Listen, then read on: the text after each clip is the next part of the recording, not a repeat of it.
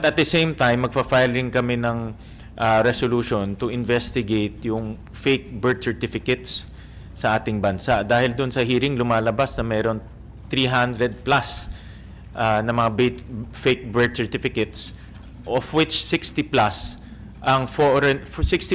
foreigners ang kumuha. No? So magpa-file ako ng resolution to investigate that.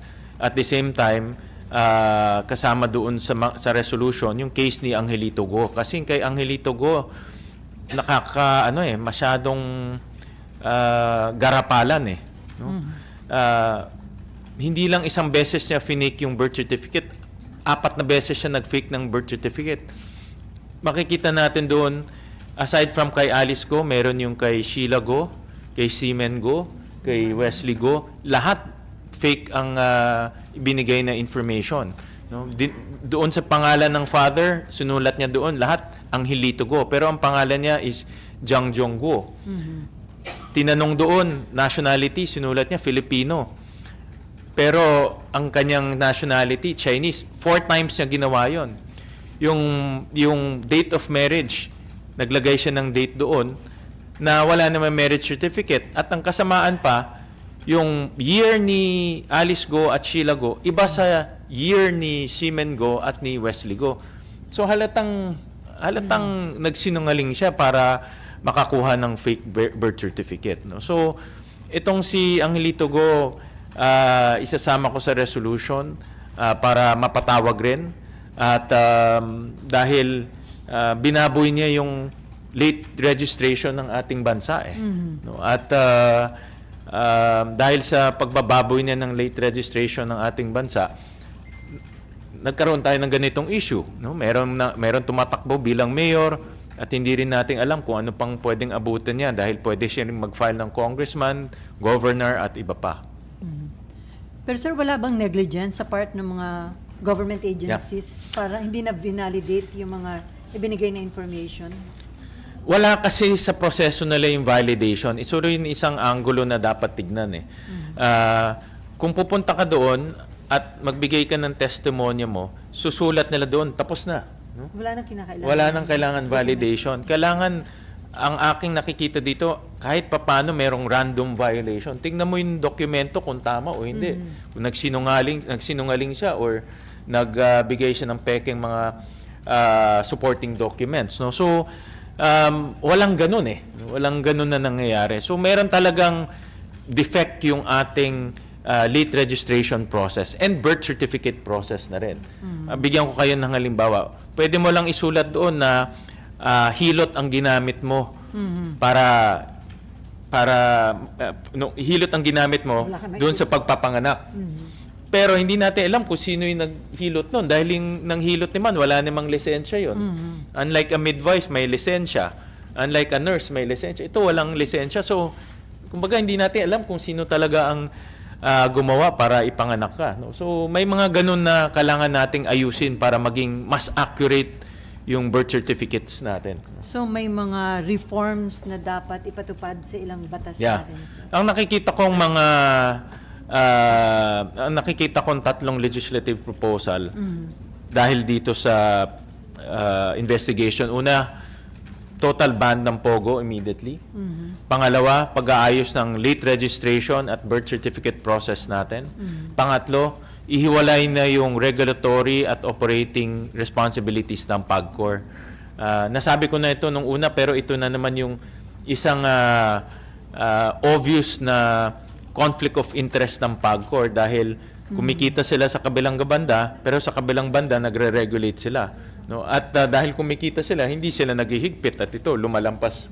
Kikita natin na umabot sa ganitong punto na napakaluwag yung ginagawa nilang pagbabantay sa mga POGO. So dun sa 3, may isa nang na-file na sir, di ba? Meron ng isa. Yung total ban. Yung total ban. Yung alam ko yung paghihiwalay rin, meron na rin nag-file nun. No? So yung reforma nilang sa late registration and birth certificate system natin.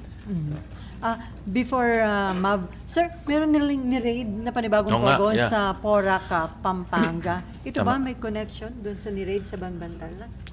Sa mga initial information namin na nakuha, ito ay dati ng POGO operator na na-cancel yung kanyang license.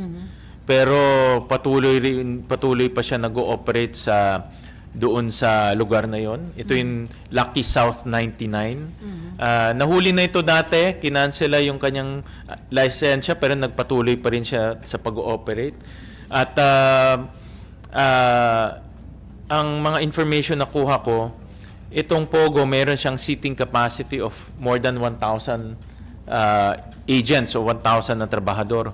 Pero nahuli lang 140 plus because apparently nung nag-file ng search warrant ang PAOK, meron nag-tip dito sa mga operator. So, ang kutob ko dito, hindi lang enforcement agency, pati judiciary, meron na silang mga tao. Dahil kung mapapansin natin, itong mga last few warrant of arrest na nangyari, puro sa Bulacan courts eh.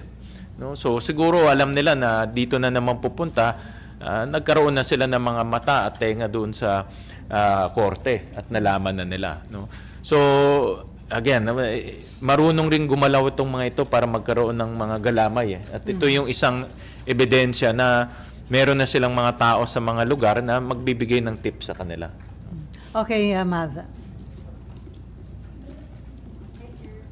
Dun po sa executive session, nagkaroon po ba ng linaw kung saan nanggaling yung malaking pera ni Mayor Alice po, given na yung source of income nga po isang tabi? Napakaganda yan, Mav. Dito ako na didismaya sa AMLAC, no, sa Anti-Money Laundering Council, dahil wala silang sagot kahapon.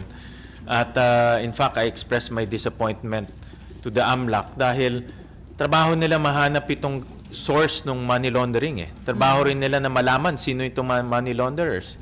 Trabaho nila malaman kung paano nakapasok dito, sino nakatanggap at sino nagbayad. Ngayon, parang bula no? Hindi mahanap yung contractor, hindi mahanap kung anong bangko ang ginamit, hindi mahanap kung sino tumanggap ng pera. Kasi yung pera dadating dito, dapat may tatanggap para magbayad. Hindi nila alam rin yun. At ang sagot sa amin kahapon, pending pa yung investigation. Pero nangyari na ito Itong Baofu land was constructed in 2019. Tagal na, ilang taon na. 2024 na ngayon, yung perang 6.1 billion, tuloy-tuloy na pumapasok dito yan. Pero hindi nila na-detect.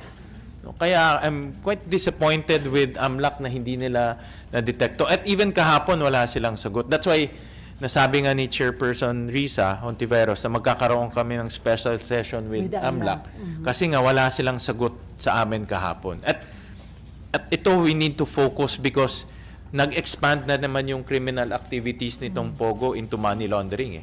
Kung makikita natin yung trend, dati human trafficking, tapos nagkaroon ng mga yung prostitution. Ngayon meron ng element of money laundering, no. So dapat pag-aralan natin mabuti yan at kung saan ba yung butas na dapat nating takpan para hindi pumasok dito yung mga illegal na pera.